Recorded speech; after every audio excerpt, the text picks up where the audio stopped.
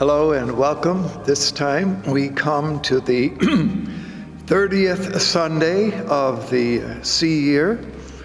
And the readings selected for this time, the first reading comes from the book of Sirach, chapter 35, verses 12 through 14 and verses 16 through 18. The second reading is from, again, the second letter of Paul to Timothy, chapter 4, verses 6 through 8, and verses 16 through 18. Same as the first reading in that way. And the Gospel of Luke, chapter 18, verses 9 through 14. Well, this week concludes with a parable following the one that we heard immediately last time. Remember last time the story of the judge who was attributed as being unjust, and the widow who was considered, well, she was pretty spokesy, as you remember. This parable, as I say, brings to a close what is uniquely a part of the Lucan tradition, namely his journey. Remember, we have been following this journey of Luke, as Jesus as presented by Luke, from chapter 9, verse 51, right on to the end of today's parable. This parable that we hear today is unique to Luke, and once again it fits a pattern that Luke likes: two characters in sort of a dualistic fashion. In other words, one is opposed to the other in some ways. This parable tells the story of two people who go up to the temple to pray. One is a Pharisee who is in the temple area to pray, and the other is a tax collector.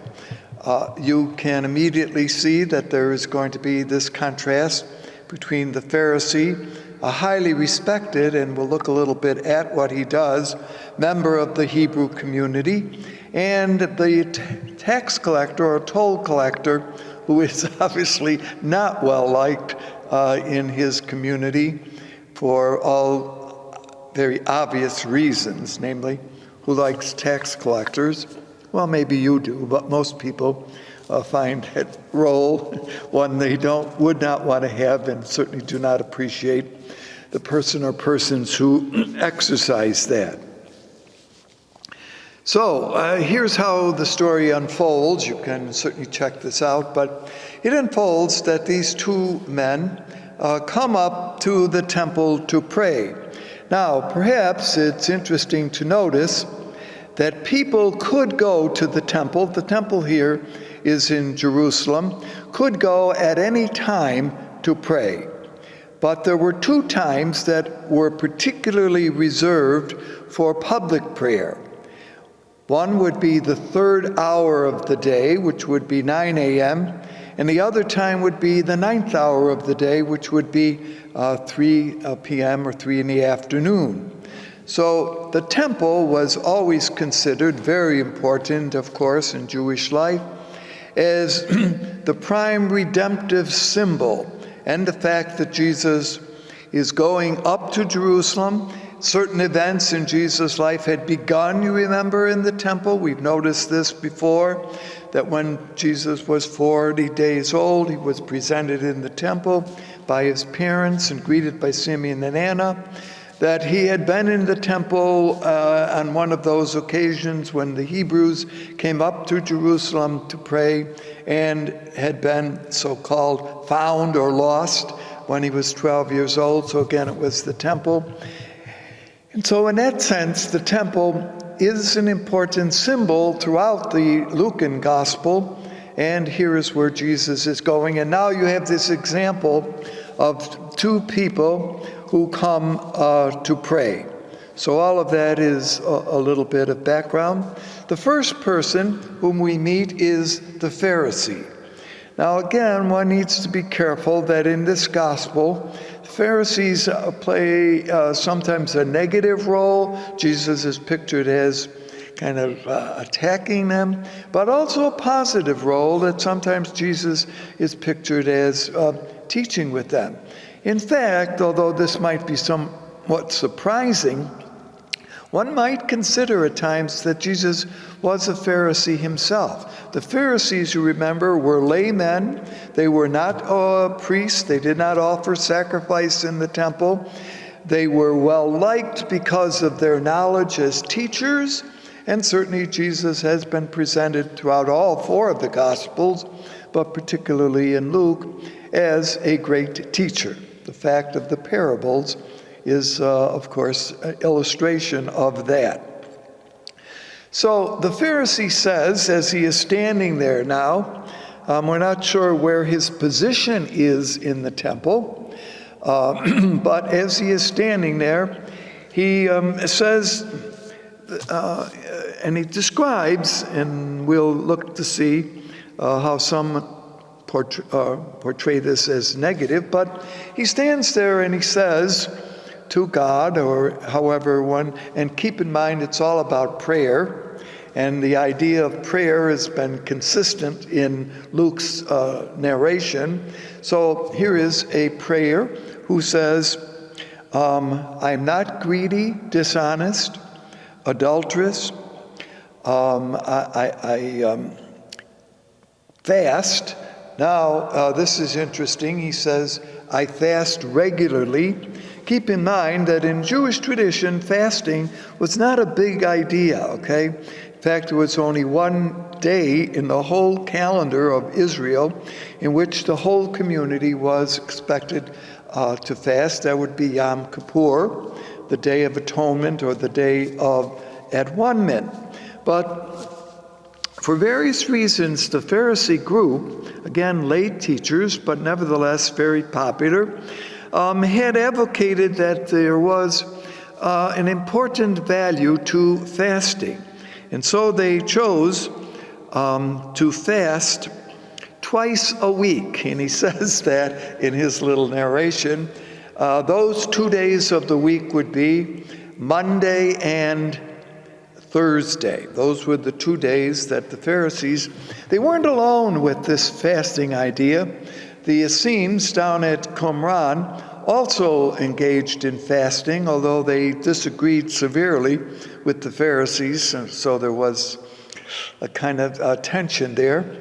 And later on, by the way, Christians, not to be outdone, because this practice of fasting on Mondays and Thursdays, well, the Christians said, then we'll fast too, but we chose Wednesdays and Fridays. And for those of you, well, most of you are too young to remember, but in the olden days, those were still considered, in our Catholic tradition, 2 days in which fasting might take place. And in fact, in some of our Christian traditions, the Catholics not as much, but in other Christian traditions, Wednesday is still considered to be an important day for fasting. So all of that is to say that the Pharisee says that I fast regularly and I pay tithes. Now, tithing, of course, we've noticed this before, is a certain revenue given on certain items. And by the time of Jesus, there were tithes that were on all kinds of, that is, a tithe might be seen as a synagogue or a church tax, although we would never use those kind of words. But tithes were, well, on seed, grain, wine, oil. The firstborn of the flock was considered to be something to be tithed. So here is the Pharisee now who, as he is praying, says, I don't do any of those terrible things. I fast and I give to the community. Tithing, by the way, would be giving money that essentially would be used perhaps for the upkeep of the temple itself, or certainly for the service of the community. Now, critics will say, well, let's look a little bit. Now, see, in one way, this guy is kind of a good guy. I mean, think about it. If you had a Catholic or a Christian who did all of those things, we would admire her or him and say, they are leading exemplar life of what prayer should be and how it could be. The problem, at least as this little story is told, is that the Pharisee, as he begins, addresses God by saying, "I thank you." We will notice that they keep pointing out that throughout his prayer he keeps saying, I am not like, or I fast, or I pay. See, so the emphasis seems to be, obviously, on the I, on the person himself. So his whole prayer is situated on himself and on his accomplishments. See, notice the things that we've mentioned. So critics will point out that his prayer is kind of self-congratulatory and self-aggrandizement. See how good I am. See all the extra things I do. And he seems to leave nothing or think that nothing really comes from God. It is what he is doing, it is what he has done that is important. And so some point out, and then what he says, remember at the very end, "I'm glad I'm not like that other fellow standing behind," who, by the way, is the toll collector. And critics point out that he seems to be usurping God's prerogative. After all, he's not to be judging who's in right relationship with God. I'm glad that I'm not like him. Does seem to kind of take that sort of position, does it not? So there is the Pharisee. In one way you can describe him as doing some very noble things, but in another way, as we mentioned, the kind of inward looking, it's all about what I do, and not as much aimed at prayer. Now we look at the tax collector or the toll collector. We've spoken about this role many times before. He stands apart because he knows he is despised by the Pharisee. So one thing to the credit of the toll collector is he knows this other guy. Now we're not sure what the distance between them is, or we often picture the Pharisee as up front and the toll collector is standing back. Now whether or not that's really the case, we don't know. The toll collector beats his breast, which is a sign of sorrow and mourning. Okay, so there are certain gestures, certainly that we have seen, and this would be one that was well known in Jewish piety at the time. His gesture, however, was more typical of women than men in the Middle Eastern culture. And he does seem to pray in the spirit of Psalm 51. Now, we might notice this. It's one of the more important psalms used particularly in Christian literature, and often used, by the way, during the season of Lent, because it is a psalm of recognizing one's, need for confessing of faults and limitations. So he asks God, that is the toll collector, to have mercy on him in God's goodness. Now he recognizes his relationship to God, and although the toll collector, as we mentioned, is despised by and expected to be likewise despised by others, one needs to maybe look a moment to see what it means when Jesus says that the toll collector went home justified. Well, why? Whereas the Pharisee did not.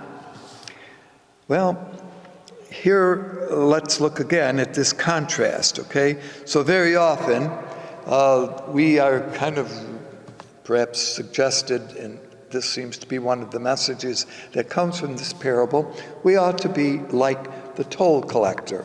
We ought to recognize our position from God. We ought to recognize the mercy and graciousness of God, and to recognize that we have not earned it, but that it is a continuing and marvelous gift given to us. However, maybe relooking again at this is not, after all, who is being set up for us as an example to follow. After all, the toll collector, so the parable says, goes home justified. But it doesn't mean or doesn't say that he stopped being a toll collector. See, and remember what were toll collectors and tax collectors remembered for? As taking advantage of their sisters and brothers, because they often tended to levy how much money was extracted from those from whom they were taking the toll. So we don't hear a kind of converted tax collector. He goes home justified, says the parable, but does he go right back to what he's doing before? See, so before we're too quick to say, oh, let's be like the toll collector, let's look again at the Pharisee. Certainly he is admirable in that he does a lot of things that he did not have to do. He is an exemplar, as we've seen, of prayer, of goodness, of taking care of the needs of others. So who are we in this little parable when push comes to pull? Whom are we to admire? And some interpreters of this, having pointed out that the Pharisee had stood by himself, that he had prayed by himself, that he prayed in some ways to himself, that he prayed about himself, that he prayed in opposition to the tax collector, saw that prayer here is directed to God, but, and here is something important about prayer, it is not simply me and God, but it is we with one another. His prayer is not for the sake of the community, but his prayer is only for himself and how he is gracious and good in God's eyesight. So, what if, and here's where an interpretation now relooks at these two figures, what if they both went down? So it isn't that one went down with the others, but they both went down, and here is where a reading of this text, depending on, again, who is interpreting this, because in a certain way, if we side with the tax collector, we are engaging in the very thing which is being objected to. We are making a judgment. And the judgment belongs to God, not to us. And so if we judge that the tax collector is the one we should follow and not the Pharisee, are we not falling into that trap? Are we not caught, as some point out, by the parable? As we ourselves exercise judgmentalness, that because we dislike the Pharisee. See, the trick here is we side with the toll collector, but we dislike the Pharisee because he all those kind of things that we have mentioned. So if that's the case, then the parable says, wait a minute, who are we to be judging? After all, isn't judgment the work of God? So if there are indeed good people who act exceedingly upright, are they not entirely virtuous? And where the sinner who repents may not always be able to live out in a reconciled way of life. So, conclusion here to this one way of looking at the parable. I don't know how you'll hear the homilies this weekend, and certainly the traditional way is what we've already mentioned. But what if the reading is that contrary to going against one another, the text here reads, they went down to their home alongside the Pharisee. So the tax collector with the Pharisee returned to their home. And both continue, we hope, what they were doing. The Pharisee still remains an exemplar of prayer. Now, his attitude, yes, can look at that. But nevertheless, let's not take away from the good deeds that he is doing. And what good deeds is the toll collector pictured as doing? Really, none particular. He is saying, I am sorry for what I have done. but is he any more community-oriented than the Pharisee? So interpretations here now come in various different forms. The deed, and this is maybe important too, the deed of one person has an impact upon other persons. So if the goodness of the Pharisee is to be in some ways admired, does it not have an effect on the publican or the tax collector here in what he has done? So there you have it. Again, this typical contrast between a public figure who was admired. Now, did every person in Israel like the Pharisees? No, but they certainly were admirable teachers.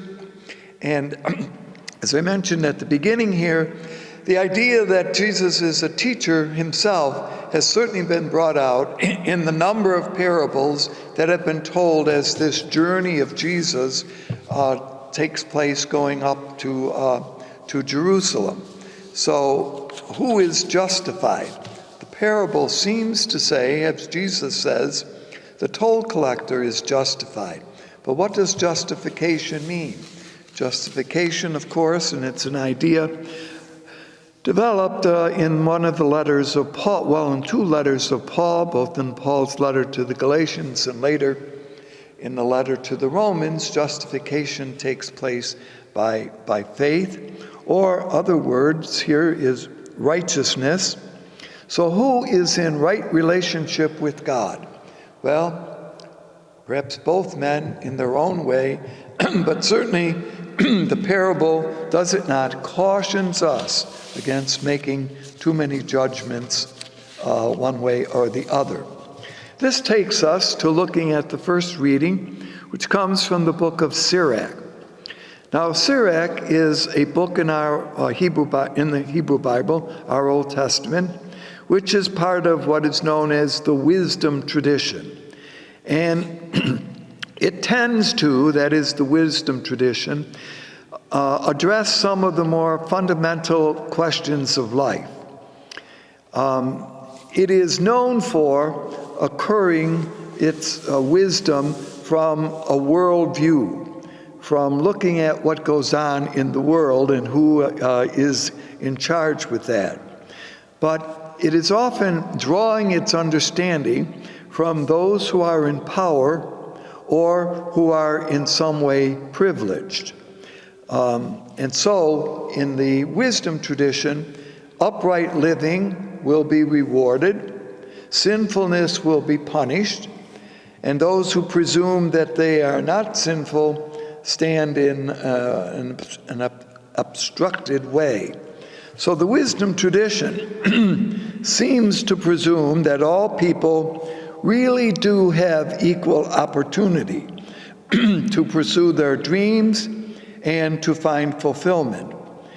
There is a conviction that the disadvantaged know and are known to be false. Now, we might really question that a little bit, but certainly that's the general background of wisdom tradition, as we've seen so often. Knowledge gained from experience rather than from the books, but it does follow a pattern that's saying goodness will be rewarded, those who are not so good will be punished. This again is often a traditional way of looking at things that one finds in certain sections of the Hebrew Bible. Now, in the book of Sirach, the justice of God is an established fact. And Sirach also points out that God knows no favorites. Now, that's important. For if there is any partiality toward others and toward certain ways of doing things, it is ours, not God's. And in the wisdom tradition, or in the book of Sirach, the well-off are obliged to address the needs of those who suffer misfortune. So in that sense, you see, it's not a matter of charity, but it's a matter of justice. Now this is interesting. in a certain way, and perhaps give us a moment today to reflect on this, that much of the time in the relationship that individuals have with others and with community is that they are to act in a way that is respecting justice, not charity. How often do we think of, well, I'm kind and I help other people and I do good things for other people because of charity, because we are taught, love God, love neighbor. But understand that in the Hebrew scripture and in this of course is part of our tradition, that loving neighbor is not simply a question of loving, being kind and nice, but it's a question of justice. It is something which we owe to one another, that justice is a right that is something given us, but also given to everyone else. So maybe there's something that, as we hear this reading this time from the book of Sirach, in which pictures that God shows no favors, God's justice is intended for everyone. And this somewhat, by the way, remains an emphasis on the part of many of our fellow sisters and brothers of the Judaic or Hebrew communities, that the emphasis, yes, they are charitable, but the emphasis is often on issues of justice. And maybe here is something that we might reflect on a little bit as we move to this latter part now of this Lucan season, that Jesus spoke of also love your neighbor in the fullness of the Hebraic understanding of justice. So, what is the justice, returning now to the parable that we heard, what is the justice that the Pharisee owes to the toll collector, and what is the justice that the toll collector owes to the Pharisee? Keep in mind that after all, where did the temple tax go? Well, the temple tax went first of all, and that would be what the toll collector partially was collecting for, to the upkeep of the temple. But it also went to other leaders in the community. Now, to what degree the Pharisees as a group, and remember that the Pharisees did not enjoy power in Jerusalem. Their influence was in other parts of Israel, or in what was now known as the synagogue tradition. And remember how often we find Jesus earlier on teaching in the synagogue. It is there, remember, that three things went on, that it was there that one did come to pray, and this brings us back to one of the themes that is consistent in Luke's story. Pray. It is there that one came to learn, and it was there that one came to socialize. So, did any of the money that was collected by the toll or tax collectors not go to the upkeep of the synagogue movement? And so there might be also, in conclusion here, some relationship that the Pharisee enjoyed, I say relationship in a good sense, with the people because of the action of the toll collector. So God shows no favorites. God shows no partiality. God's justice is intended for all. So although we certainly at this time of the year are encouraged to be a charitable people, to remember, I think as some of you will know, this weekend we will be celebrating World Mission Sunday, time to remember the needs of sisters and brothers throughout the world, that as well as we are helping them with very important needs in their lives, it may well be important to consider that these are gestures not simply of charity, but also gestures of justice. We need to be careful of our judgments today, says the parable, and remembering always that God's judgments on us are always with mercy, with compassion, and with love. Thank you for being with us, and we hope to see you again.